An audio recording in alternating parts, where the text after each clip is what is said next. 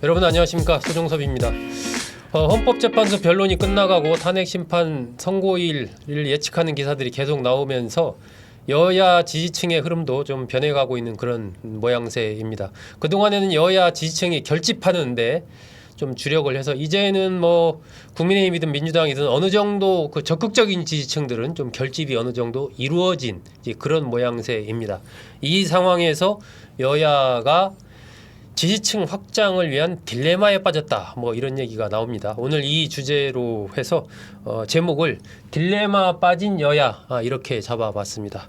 이 문제 아시아경제 국회팀장 맡고 있는 나주석 차장과 얘기 나누겠습니다. 자, 나 차장, 여야 모두 지지도 딜레마에 빠졌다, 뭐 이런 얘기가 나오는데 이거 설명 좀 해주세요. 예, 탄핵 정국 이어지면서 우리 정치가 양극단이 더 좀 강화되고 있습니다. 뭐 흔히 선거 공학만 놓고 생각해 보면은 중도를 두고 다퉈야 하는데요. 헌법재판소에서 진행 중인 윤석열 대통령의 탄핵 소추 두고서 여야가 이렇게 서로 지지층들을 서로 부르고 있습니다. 그래서 요즘 발언 수위들을 보면 좀 많이 거칠고 있는데요. 네. 어제 같은 경우에는 뭐 한민수 대변인이었는데 국민의힘은 당이 재건될 수 없을 정도로 잿더미가 되기 전에 석고 내재하라. 민주당 대변인. 예, 그리고 또 오늘 또 박경미 민주당 대변인 같은 경우에는 극우는 헌법적 질서 위에 펼쳐지는 이념의 한 스펙트럼인데 헌법기관 흔들기에 주력하고 있는 국민의힘은 반헌법적 세력에 가깝다. 그러니까 극우란 말도 아깝다고 합니다. 근데 국민의힘도 뭐 별반 다르진 않은데요. 최근에는 국민의힘 같은 경우에는 헌법재판소하고 좀 갈등 상황이 많이 이어지고 있는데, 네. 뭐 문영배 헌재 소장 권한대행 같은 경우에 미성년자 음란물에 댓글을 썼다 논평을 냈다가 뭐 잘못된 걸 알고 나중에 사과를 했었는데 뭐 이런 일도 있었고, 나경원 의원 같은 경우에는 국민의힘의 중진 의원인데 어제 그런 얘기를 했었습니다. 그러니까 좌파 카르텔을 반드시 엄단해야 한다, 이런 얘기를 했다가 기자하고 좀 약간 실랑이가 있었는데요. 이게 뭐냐면은 그러면 윤석열 대통령의 말하고 같은 말인데 그럼 비상계엄을 옹호하는 거냐? 네. 뭐 이런 식으로 좀 얘기가 오가고 있습니다. 그래가지고 양쪽 다 주도권을 잡지 못한 채, 그러니까 못다 보니까 오히려 이제 지지층들을 결집한 쪽으로 이렇게 방향을 잡고 이렇게 좀 선동하는 모습을 이어가고 있습니다. 좀 극단적인 언어를 사용한다든지 통해서 어쨌든 지지층에 적극 소구하는 이러한 모습을 여야가 모두 보이고 있다. 뭐 이런 부분이 이제 국민 보시기에는 지금 현재의 이 질서 있는 어떤 선고를 기다리는 모습과는 뭐 차이가 있습니다. 여야 모두 사활을 걸고 어쨌든 지금 맞서고 있는 뭐 그런 상황이죠. 그러다 보니까 이 정당 지지도도 좀 여야 상황이 엎치락뒤치락 하는 것 같습니다. 예. 비상계엄 직후만 해도 그러니까 윤석열 대통령 특히 탄핵 직전 같은 경우에는 여야 지지율이 뭐 엄청나게 벌어졌었는데요. 뭐 갤럽 조사 같은 경우에는 민주당 지지율이 48% 나왔고 국민의 지지율이 24%여서 네. 뭐 그 두 배 차이가 났었습니다. 근데 이후에 전국 혼란이 이어지고 뭐 한덕수 대통령 권한대행 탄핵되고 특검법도 계속 무산되고 또 사실 놓고서 이렇게 오가고 또 관저에서 또 구치소에서 또 헌법재판소에서 윤 대통령 메시지 등이 나오면서 국민의힘 지지층이 좀 결집하고 있는 모양새입니다. 다만 그러니까 어제 권영세 국민의힘 비대위원장이 한 얘기인데, 그러니까 서부지역의 이렇게 폭동 사태가 이후에는 약간 지지율 상승세가 좀 정체된 상황이다. 약간 거기서 우려가 좀 커진 것 같긴 합니다. 거기서 좀 국민의힘 지지율이 약간 꺾이거나 정체되는 분기점이 서부지법 폭력 사태다, 이렇게 얘기를 했군요. 맞습니다. 예.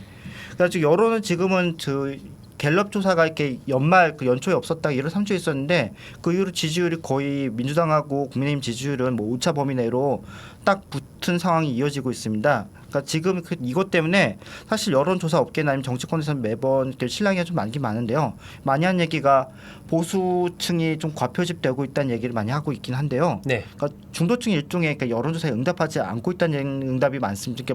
부석이 좀 많이 있긴 합니다. 네. 다만 그러니까 이게 중도층이 앞으로 이렇게 어떻게 그 작은 중도층의 여론을 좀 자세히 보는 방식으로 이렇게 여론조사가 많이 이렇게 그 부적이 이어지고 있는데, 가령 이렇게 몇 주치를 한꺼번에 본다든지 이런 방식으로 봤었을 때는 여전히 정권 교체론이 우세한 것은 분명한 사실입니다. 그래가지고 이건 관련해가지고 전 전문가한테 좀 얘기를 해봤는데, 그러니까 언젠가 중도층이 여론조사에 돌아오는 그날이 보수 진보 진영의 심판의 날이 시작될 거다. 그러니까 아직은 뭐 심판이 아니었고 어떤 면에서는 이제 정말로 그 주권 행사하는 그들이 이제 여론조사에서 해서 진짜 여론조사가 나타났었을 때 뭐 보수든 진보든 또 확연하게 그게 드러나지 않을까 한다는 얘기입니다.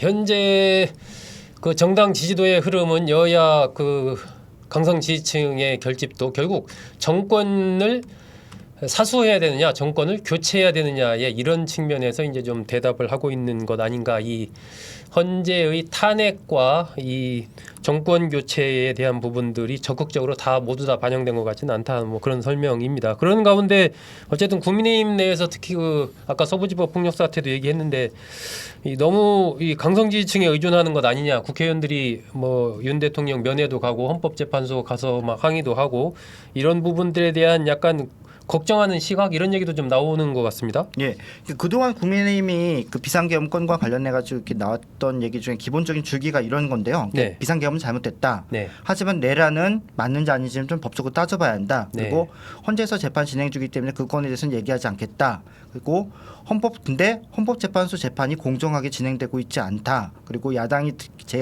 제기했던 내란 관련 주장이 좀 의심스러운 대목이 많다. 이런 얘기들을 이렇게 했었는데요. 네. 근데 좀 양상이 많이 달라졌던 부분이 뭐 예를 들어서 뭐 체포영장 저지를 위해서 관저에 몰려간다든지 아니면 헌법재판소에 대규모로 항의를 방문을 하고 또 구속 수감 중인 윤 대통령을 면회 나서고 또 최근 같은 경우에는 극우 성향의 집회 등에 참석하는 모습을 보여서 국민의힘 모습이 좀 달라지고 있다는 얘기가 나오고 있고요. 네. 당내에서는 뭐 이렇게 여기 관련해서 뭐 조기 대선을 치를 수도 있는 상황에서 이런 모습이 과연 좋냐라는 얘기가 나오긴 있긴 한데 약간 관성의 법칙처럼 흘러가고 있는 부분도 있는 것 같습니다. 말을 하다 보면은 계속 거기에 얹히고 네. 그게 힘을 얻고 있는데 그러니까 그런 것들에서 우려 목소리는 뭐 김상구 의원 같은 경우에는 오늘 뭐 라디오에 나와서 했던 얘기가 뭐 보수 가치로 이렇게 꼽을 수 있는 게 자유민주주의, 헌정질서 수호, 법치주의 수호 네네. 이런 것들인데 과연 지금 우리 국민의힘이 그런 개념에 맞춰서 가고 있는 게 아니라 네. 오히려 당리 당략 아니면 당 어떤 것이 더 당에 유리한지 이 기준을 판단해서 좀 극단주의 목소리 경도되는 것 같아서 우려스럽다 얘기가 많이 나오고 있습니다. 그러니까 국민의힘에서는 지금 뭐 지지율이 많이 올라간 거에서 좀 많이 사실 그 12월 상황을 생각해 보면 생각할 수 없는 부분이긴 한데 지금 이런 상황 자체가 과연 앞으로 독이 될 수 있다는 자성의 목소리 많이 나오긴 있습니다. 지금 그 나차장 그 한동훈 전 대표가 뭐 조만간 다시 이제 복귀한다, 뭐 이런 책도 낸다, 뭐 이런 얘기 쭉 하고 있잖아요. 한동훈 전 대표는 어쨌든 이 계엄 국면에서 그 계엄을 해제하는 부분에 본인이 적극적으로 나서서 역할을 했고 그런 측면에서 본다면 국민의힘의 어떤 중도성 이런 것을 강화할 수 있는 한 요소가 될 텐데 한동훈 전 대표의 복귀가 국민의힘의 이런 현재 강성 지지층에 의존하는 이런 흐름에 일정한 변화를 가져올 수가 있을까요? 어떨까요? 그러니까 두 가지 시각이 다 존재하는 것 같습니다. 그러니까 한동훈 대표 같은 경우에 그 탄핵 국면에서나 아니면 비상계엄 해제 국면에서 분명히 큰 역할을 했던 부분이 있고 네. 그다음에 어떤 면에서는 윤석열 대통령에 반했던 측면들이 많이 있는데요. 그러니까 이런 모습이 만약에 그 탄핵이 인용돼서 이렇게 조기 대선을 갈 수밖에 없다면은 국민의힘이 자연스럽게 다음 국면으로 넘어가는 데 있어서 한동훈 대표를 얼굴로 내미는 것도 좋은 선택지가 될 수 있을 것 같습니다. 다만 이미 지금 아까 말씀드린 것처럼 관성처럼 많이 이쪽으로 몰려간 상황에서 한동훈 대표는 어떤 면에서는 그동안 뭐 아니면은 뭐 당론을 반대했다. 배신자. 또 어제 같은 경우에는 권영세 대표 같은 경우에 만약에 그때 한동훈 대표의 일련의 결정에 대해서 좀 자기랑 그렇게 하지 않았다, 표결에 들어가지도 않았을 거고, 네, 뭐 성급했다, 뭐 이런 예, 표현했죠. 좀 판단을 하고 했었어야 했는데 너무 좀 빨랐다 이런 얘기들이 나오는데 이런 일련의 얘기들이 한동훈 대표가 나왔었을 때 보수 진영 자체에 좀 변화에 대해서 약간 두려움도 있고 또 다른 반대쪽에서는 지금 당이 이런 식으로 흘러가는 것에 대해서 뭔가 뭐 오세훈 후보나 오세훈 서울시장 같은 경우에도 분명히 있긴 있지만은 한동훈 대표가 나와서 좀 그 제동을 걸어야 한다는 의견도 좀 많이 있는 것 같습니다. 그렇군요. 전체적으로 현재 흘러가는 여론 흐름들 이렇게 본다면 뭐 정당 지지도나 후보에 대한 이런 주자들에 대한 이런 얘기들도 있지만 탄핵에 대한 거, 그러니까 탄핵 그리고 정권 교체 이것에 대해서는 뭐 이 흐름이 일정하게 유지되는 그런 모양새라고 봐도 될 것 같아요. 네, 맞습니다. 그러니까 보수 응답자가 많이 있는 여론조사 같은 경우에도 탄핵 찬성이나 정권 교체 여론이 좀 많이 나오는데요. 그러니까 국민의힘 내부에서도 그러니까 그동안 이렇게 좀 지지율이 오른 것들에 대해서 뭐 민주당의 국정 운영 방식이나 이런 것들에 대해서 반발이라고 했는데 그건 그때 한계에 직면했다는 시각도 있고 또 보수층 내부에서도 약간 좀 분화 흐름이 있는 거 아니냐. 그러니까 뭐 국민의힘을 지지하긴 하지만은 네. 그래도 뭐 탄핵 이런 것까지는 가기는 어렵다 이런 목소리들이 많이 있고 무엇보다도 그러니까 선거에서 가장 중요한 표층이라고 하는 중도층 같은 경우에는 뭐 여론조사에서 드러났던 것처럼 뭐 단호하게 비상계엄이나 윤 대통령의 그 파면에 대해서 그 인용돼야 한다는 의견들이 강했던 것들이 계속 이 흐름 속에서 여론조사 흐름에 있는 것 같습니다. 네. 민주당도 한번 볼까요? 민주당 뭐 이재명 대표가 이른바 우클릭한다 뭐 기사도 많이 나오고 언론에서도 관심 많이 가졌었는데 또 최근에 약간 흐름이 좀 변한 뭐 다시 또 지지층 중심으로 이른바 또 좌클릭으로 가는 거 아니냐 이런 얘기들이 또 나와요. 예, 좀 약간 급해 보이는 모습이 보이는 게 사실입니다. 이렇게 우클릭 주장이 나오는 것들은 뭐 반도체 특별법에서 연구 인력 주 52시간 적용 예외 이런 문제나 아니면 네. 추경에서 뭐 이재명 대표의 대표적인 부분이었던 뭐 민생회복 지원금 이런 것들을 처리할 수 있다고 얘기한다든지 뭐 상속세 문제에 있어서도 뭐 기존보다 훨씬 더 전향적인 입장들을 내놓고 있어서 뭐 좀 대담한 시도를 했다는 얘기들이 나오는데 네. 보면은 또 여기서 당 지지층 이런 데서 좀 반발이 있다 보면은 또 말이 좀 뒤집히는 경우도 있습니다. 그래서 뭐 52시간제 같은 경우에는 당내에서 그러니까 환노위 위원들을 중심으로 해서 뭐 민주당에서 이재명 대표의 위상은 되게 큰데도 불구하고 이건 아니다라는 목소리들이 나오고 또 아무래도 또 기존의 민주당 지지층에서도 좀 반발 여론이 나오니까 좀 뒤집힌 모습도 좀 있긴 있는 것 같습니다. 한노위랑 그 노동계 쪽에서 강하게 반대했죠. 네, 뭐 그래서 철회 논란 근데 좀 짚고 갔으면 싶은 것은 뭐 추경 관련해 가지고 뭐 민생회복 지원금을 처리하겠다라고 얘기하진 않았고 그때 했던 얘기가 꼭 필요하다면 특정 항목을 고집하지 않겠다 이렇게 뭐 협상 네, 태도를 네. 보였던 건데 약간 언론 보도에서는 이렇게 그렇게 빠질 것처럼 얘기했다가 다시 또 말 뒤집었다 이런 식으로 얘기하니까 네. 거기서는 약간 좀 그 민주당 쪽에서도 언론 보도나 아니면 이렇게 국민의힘 내에서 좀 말을 너무 그렇게 곡해하는 것 같다는 지적이 나옵니다. 아. 어제 같은 경우에는 좀 이재명 대표가 그래서 이런 얘기들 많이 했는데요. 그러니까 뭐 민주당이 우클릭했다고 하는데 세상이 바뀌고 상황이 바뀌었는데 변하지 않으면 바보다. 그리고 민주당은 그동안 성장을 추구하되 그 성장이 공정하게 하려고 했던 거였고 지금은 경제 상황이 어렵기 때문에 성장에 방점을 찍은 것이지 뭐 기조가 바뀐 건 아니다 이런 식으로 설명을 좀 더 했었습니다. 네, 하여튼 이 메시지 관리라는 부분도 중요한데 뭐 똑같은 말을 해도 어떤 때 어디 강조한 것으로 또 미디어에서 해석하고 하면 그게 또 그렇게 되는 것이거든요. 참 그런 부분도 민주당 쪽에서 관심을 좀 가져야 되지 않나 싶습니다. 중도층의 전반적인 여론, 아까 그 나 차장도 뭐 설명했지만 탄핵 찬성 정권 교체 여론이 50% 이상 여전히 높고 중도층도 전체적으로 이 흐름에 같이 가고 있는 그런 상황인데 이재명 대표의 지지도는 30%대 초반에 머물고 있는 것이 뭐 대체적인 흐름입니다.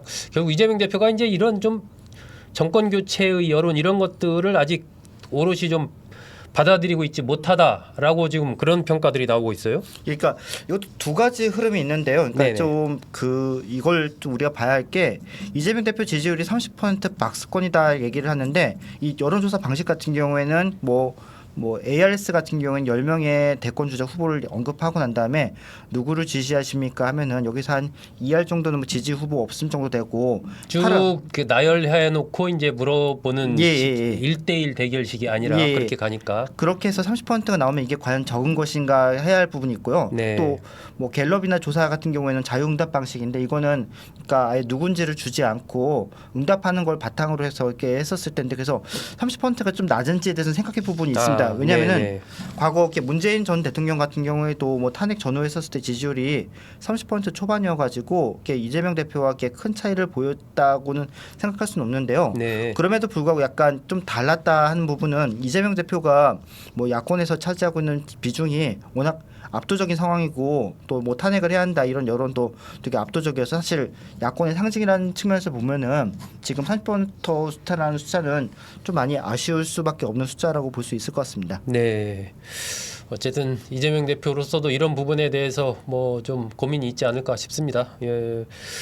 결론적으로 본다면 여야 모두 그러니까 국민의힘 입장에서는 현재 우경화된 흐름 속에서 약간 중도로 가야 되는 거 아니냐라는 속에서 약간 그 양쪽을 다 이렇게 두 마리 토끼를 다 잡으려고 하는 그런 흐름을 보이고 있고 민주당의 경우는 중도 실용으로의 확장 이른바 우클릭 전략으로 가는 듯 했다가 다시 또 원래로 돌아오는 듯한 이게 약간 이 보는 시청자분들이나 국민 입장에서도 이 국민의힘이 정확하게 어디로 지금 포지셔닝을 하는 건지, 민주당 이재명 대표는 정확하게 어떤 쪽으로 가겠다는 건지, 양쪽 이렇게 약간 여야가 지금 둘 다 좀 딜레마 속에 빠진 중심을 못 잡고 있는 약간 그런 상황인 것 같기도 합니다. 예, 이게 뭐 여론조사도 그렇고 정치 상황 자체가 되게 유동적이다 보니까 양쪽 다 어떤 컨셉을 잡지 못하는 것 같습니다. 만약에 확실하게 선거다 그리고 했었을 경우에는 우리 지지층을 밑에 깔고 그다음 중도층 확장하고 가겠다 이런 국면을 가야 하는데, 그게 아니라 세대계 국면이다 했었을 경우에는